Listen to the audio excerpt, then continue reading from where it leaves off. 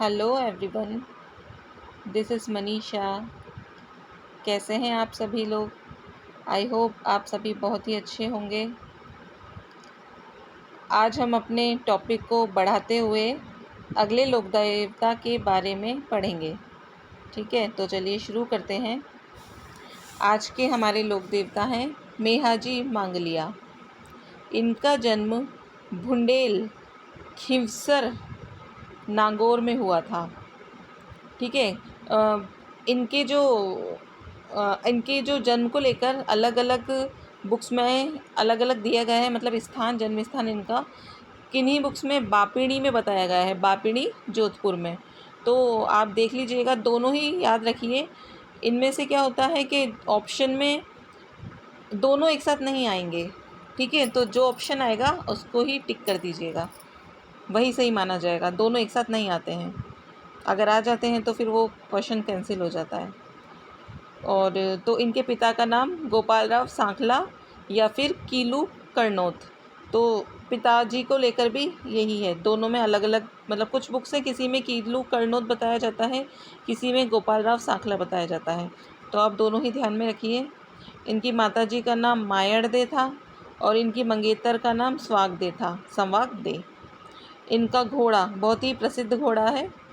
तो इनके घोड़े से जो रिलेटेड है, घोड़े को लेकर हमेशा क्वेश्चन बनता ही रहता है कि मेहाजी के घोड़े का नाम क्या था। तो इनके घोड़े का नाम था किरण काबरा। ठीक है, अब हम पढ़ते हैं इनके उपनाम के बारे में। इनको किस अन्य नाम से जाना जाता है? तो इनको उज्ज्वल क्षत्रिय नाम से भी जाना जाता है। जो इनका उपनाम है वो क्या है? उज्ज्वल क्षत्रिय। इनका मंदिर कहाँ बना हुआ है? बापिणी में। कहाँ बनाया हुआ है इनका मंदिर? इनका मंदिर बनाया हुआ है, कहाँ बना है? बापिणी। ठीक है, बापिणी, ओसिया, जोधपुर। जोधपुर में ही एक ओसिया नाम की जगह है। ठीक है, तो वहाँ पे इनका मंदिर बना हुआ है। इनकी एक धर्म बहन थी, पाना गुजरी। क्या नाम है? पाना गुजरी। कहीं कहीं इनका नाम पाना आता है और कहीं कहीं माना भी लिखा आता है, तो आप इसको लेकर कंफ्यूज मत होइएगा बिल्कुल भी। तो इनकी जो बहन है उनका नाम क्या था? धर्म बहन, मुँह बोली बहन, माना गुजरी या पाना गुजरी, जो कि पुष्कर की थी। एक बार ये पुष्कर गए थे, तो वहीं पर इनकी मुलाकात इस पाना गुजरी से हुई थी। तो वहीं पर इन्होंने इनको अपनी धर्म बहन बनाया हुआ था और वचन दिया था कि अगर इनको किसी भी चीज़ की आगे ज़रूरत होती है, किसी भी मदद की, सहायता की, कोई भी आगे ज़रूरत पड़ेगी तो ये ज़रूर आएंगे। ठीक है, अब जो हम आगे चलते हैं, आगे देखिए। जो इनका मेहाजी का जो जन्म है, जन्म तो वहाँ हुआ था बुंडेल में, और इनका जो लालन पालन, जो पालन पोषण है या लालन पालन कहाँ हुआ था? इनके ननिहाल में हुआ था। इनका ननिहाल कहाँ? ओसिया में। अब एक बार क्या हुआ था, अभी मैंने कुछ आपको जिक्र किया था माना गुजरी या पाना गुजरी के बारे में, जिनको इन्होंने बहन बनाया था, और वो कहाँ? पुष्कर की थी। कहाँ की थी वो? पुष्कर की। तो एक बार पुष्कर में भीषण अकाल पड़ा था, तो वहाँ पे पानी की, खाने की बहुत ही ज़्यादा समस्याएं आने लगी थी। तो क्या हुआ कि अकाल पड़ने के कारण गायों के लिए चारा ख़त्म हो गया, पानी ख़त्म हो गया।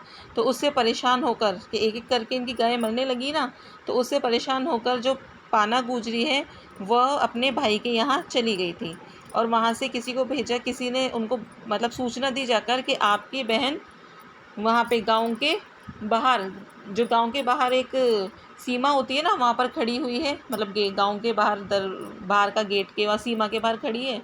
तो फिर वहाँ पर जो मेहाजी थे वो चले गए, उनका स्वागत किया फूलों से और चुंदरी उड़ाकर, और अपनी बहन को अपने गांव के अंदर, सीमा से अंदर आमंत्रित किया और बोला कि चलो बहन आप आओ अंदर। तो फिर पूछा उनका कारण, तो उन्होंने बताया। तो उन्होंने क्या, सम्मान समेत उनको अपनी गायों के साथ अंदर बुलाया और बोला कि मेरे खेत खलिहान हैं, जहाँ भी तुम चाहो, जिस भी खेत में चाहो अपनी गायों को चरा सकती हो। ठीक है, तो वहाँ पर आके रहने लगी। अब क्या हुआ था, वहीं पर जैसलमेर के रणक देव भाटी ने उनकी गाय उनसे अपने कब्जे में कर ली थी, छुड़ा ली थी। तो इसके बारे में मेहाजी को पता चला, तो उन्होंने क्या करा, कि वह अपनी बहन को, जिस तरह से उन्होंने वचन दे रखा था कि मुसीबत में उनका साथ दूंगा, तो अपनी बहन की गायों को छुड़ाने के लिए किससे, जैसलमेर के रणकदेव भाटी से युद्ध करने के लिए चले गए। तो मेहा जी पुष्कर की पाना गुजरी की गायों को जैसलमेर के रणकदेव भाटी से छुड़ाते हुए युद्ध में वीर गति को प्राप्त हुए। ठीक है, आया समझ में। अब इसके बाद क्या हुआ, जो इनकी जो वीर गति इनको कहाँ प्राप्त हुई थी, बापिड़ी में। कहाँ प्राप्त हुई थी, बापिड़ी में। और वहीं पर इनका मंदिर बनवाया गया था। कहाँ बनवाया गया था, बापिड़ी में। अब बापिड़ी कहाँ पड़ता है, बताया ही था आपको, जोधपुर में पड़ता है। वहीं इनका एक मंदिर है।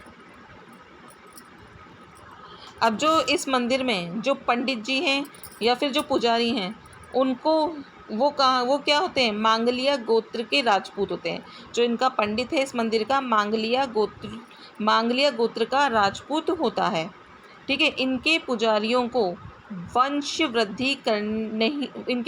वंश वृद्धि नहीं होती, मतलब इनको इजाज़त नहीं होती, ये आगे शादी नहीं करते, मतलब अपने परिवार को आगे नहीं बढ़ाते हैं। ये क्या करते हैं, जो इनके जो सिर्फ पुजारी होते हैं ना, जो पुजारी, वो उनकी बात बता रही हूँ मैं, वो अपनी वंश वृद्धि के लिए संतान को गोद लेते हैं। क्या करते हैं, अपनी वंश वृद्धि के लिए संतान को गोद लेते हैं और आगे बढ़ाते हैं। ठीक है, फिर उनकी संतान वो गोद ली हुई होती है। आया यहाँ तक समझ में। अब आप देखिए आगे, जो इनकी जो जयंती है, इनकी जयंती कब आती है, भाद्र कृष्ण अष्टमी को आती है। कब आती है, भाद्र कृष्ण अष्टमी को। इस दिन एक और दिन आता है, पता है क्या पड़ता है, इस दिन पड़ता है जन्माष्टमी। कृष्ण जन्माष्टमी पड़ती है इस दिन। ठीक है, तो हम सभी जिस दिन कृष्ण जन्माष्टमी पड़ती है ना, उस दिन मेहाजी मांगलिया जी की भी जयंती होती है। इसी दिन भाद्र कृष्ण अष्टमी के दिन ही इनकी जयंती के दिन ही इनका मेला लगता है। कब लगता है, भाद्र कृष्ण अष्टमी को इनका मेला लगता है। ठीक है, अब हम आगे बढ़ते हुए चलते हैं। अब देखिए, अब इनका जो प्रतीक चिन्ह है, वो हमने जो लास्ट क्लास में पढ़ा था, पाबू जी का प्रतीक चिन्ह भी पढ़ा था। क्या था, भाला पढ़ा था ना उनका प्रतीक चिन्ह। तो इनका प्रतीक चिन्ह भी मिलता जुलता ही है, भाला लिया घुड़सवार। क्या है इनका प्रतीक चिन्ह, भाला लिया घुड़सवार है इनका प्रतीक चिन्ह। क्या है, भाला लिया घुड़सवार। ठीक है, जो इनके वंश है वो गुहिल वंश है। और इनका जो ग्रंथ है, इनका एक ग्रंथ है। देखो, पाबू जी में तो हमने 5 ग्रंथ पढ़े थे। अब हम इनके जो ग्रंथ है उसमें पढ़ेंगे। तो इनका है, उसका नाम क्या है, वीर मेहा प्रकाश। क्या नाम है इनके ग्रंथ का, वीर मेहा प्रकाश। एक ही ग्रंथ है, मेहा जी के नाम पर ही है, मेहा प्रकाश। तो वीर मेहा प्रकाश। ठीक है, याद रह जाएगा सबको। जो इस ग्रंथ की रचना किसने की थी, जसगान बिठू ने। किसने की थी इनके ग्रंथ की रचना, जसगान बिठू ने।